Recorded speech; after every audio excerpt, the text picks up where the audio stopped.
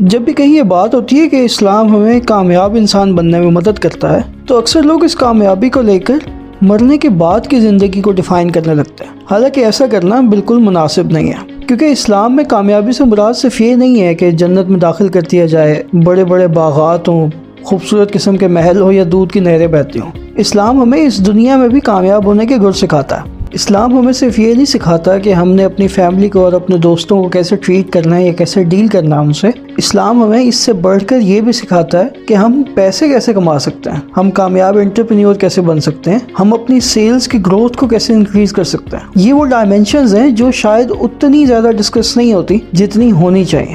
ہم کوشش کریں گے کہ آنے والے دنوں میں ان سب ڈائمینشنز کو ڈیٹیل میں ڈسکس کریں، لیکن آج ہم ان میں سے ایک ڈائمینشن کو تھوڑا ایکسپلور کرنے کی کوشش کرتے ہیں۔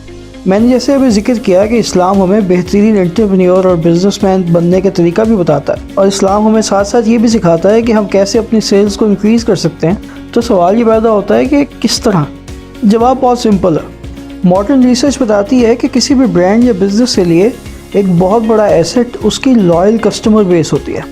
جب بھی کسی بزنس کو ایسے کسٹمرز مل جاتے ہیں جو اس کے ساتھ جڑے رہتے ہیں تو اس بزنس کو سروائیول میں بہت آسانی ہوتی ہے، اور نہ صرف یہ کہ وہ مشکل حالات میں سروائیو کر سکتا ہے بلکہ بہتر حالات میں وہ کئی گنا زیادہ ترقی بھی کر سکتا ہے۔ تو اب سوال یہ ہے کہ لائل کسٹمر بیس کیسے بنائی جاتی ہے؟ تو جواب یہ ہے کہ آپ کسی کی بھی لائلٹی خرید نہیں سکتے۔ آپ کو کسی کی بھی لائلٹی جب حاصل کرنی ہو تو آپ کو جیتنی پڑتی ہے۔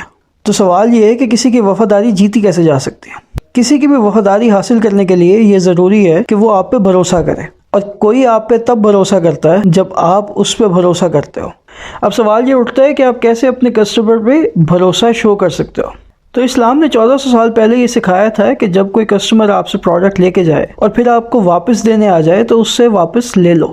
اس طرح سے ہم نہ صرف اپنے کسٹمر پہ بھروسہ شو کرتے ہیں بلکہ اس سے کسٹمر پروڈکٹ کی انسیٹسفیکشن آپ پہ ٹرانسفر نہیں کرتا۔ اس کے ذہن میں یہ نہیں آتا کہ آپ نے اس کو دھوکہ دینے کی کوشش کی ہے یا پھر اس کو ایسی پروڈکٹ بیچنے کی کوشش کی ہے جو کہ کسی کام کی نہیں تھی۔